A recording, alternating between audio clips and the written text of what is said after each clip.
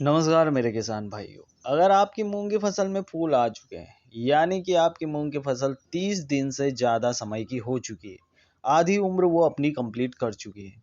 इस समय आपको कौन कौन सी सावधानियां रखनी है, कौन कौन से स्प्रे करना है और कौन कौन से खाद आपको डालना है ताकि आपकी मूंग की फसल से आप दुगुना उत्पादन ले सकें।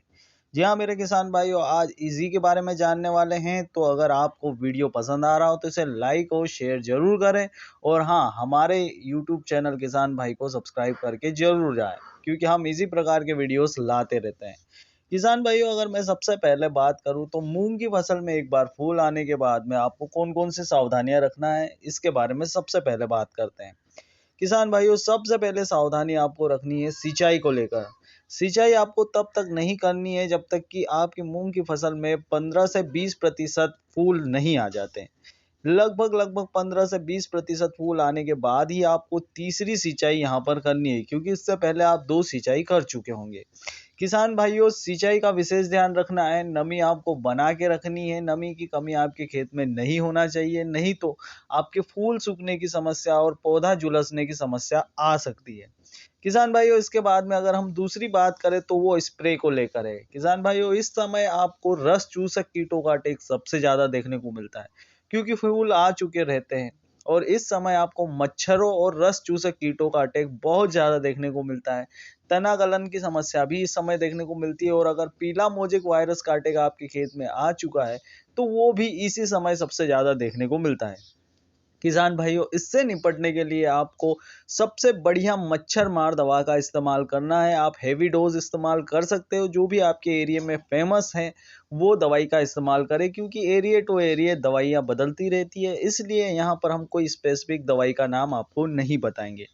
किसान भाइयों, आपको हेवी डोज यूज करना है ताकि आपका पौधा एकदम क्लियर रहे। और सबसे बड़ी बात, आपको पौधे को देखना है कि वो एकदम क्लियर और स्ट्रेस फ्री नजर आ रहा है कि नहीं, यानी कि तनाव में पौधा तो नहीं नजर आ रहा है। झुलसा हुआ पौधा अगर आपको नजर आता है तो आप टॉनिक का इस्तेमाल जरूर करें। जी हाँ मेरे किसान भाइयों, अगर आपको पौधा कमजोर और झुलसा हुआ नजर आता है तो आप टॉनिक का इस्तेमाल जरूर करें। टॉनिक आपके लिए इस समय बहुत ही बढ़िया हो सकता है और आपके उत्पादन में चार चांद लगा सकता है। किसान भाइयों, तीसरी सावधानी की मैं अगर बात करूं यहाँ पर, तो आपको हर्बिसाइड यानी कि चारा मार दवा का बिल्कुल इस्तेमाल नहीं करना है इस समय। अगर आप चारा मार दवा का इस्तेमाल करते हैं तो आपका पौधा स्ट्रेस में आ सकता है, क्योंकि थोड़ा सा तो इफेक्ट पौधे पर जरूर पड़ेगा। चारा आपका जरूर मर जाएगा, लेकिन पौधे पर भी उसका इफेक्ट पड़ता है, जिससे आपके फूल गिरने की समस्या हो सकती है। और फिर बाद में दोबारा फूल लगने में आपको समय लग सकता है और आपकी फसल लेट हो सकती है और साथ ही साथ उत्पादन भी कम हो सकता है। तो किसान भाइयों, हर्बिसाइड का इस्तेमाल इस समय करना मुनासिब नहीं है। किसान भाइयों, अगर मैं अगली बात करूं तो वो है खाद को लेकर। आप खाद कौन सा इस्तेमाल कर सकते हो? किसान भाइयों, वैसे तो आप इस समय तक सारे खाद दे चुके होते हैं। आप गोबर का खाद डाल चुके होते हैं, उसके बाद में आप डीएपी वगैरह भी आपके खेत में डाल चुके होते हैं, अगर आपने डाला है तो। किसान भाइयों, इस समय आपके लिए एक ही खाद बच जाता है, वो है 05234। जी हाँ मेरे किसान भाइयों, 05234 का इस्तेमाल आप इस समय कर सकते हैं, क्योंकि इसमें पोटास और फास्फोरस होता है। 52% पोटास और 34% फास्फोरस होता है, जिसकी वजह से आपका जो पौधा है वो एक तो क्लियर रहेगा, उसे पर्याप्त मात्रा में भोजन बनाने के लिए सामग्री मिल जाएगी पौधे की जड़ों को। और साथ ही साथ फूलों में भी चमक दिखाई देने को मिलेगी, यानी आपकी फलियां भी बनने में एक तो जल्दी बनेगी और साथ ही साथ उनमें पोषण भी पर्याप्त मात्रा में मिलने के कारण दाना भी अच्छा बनेगा।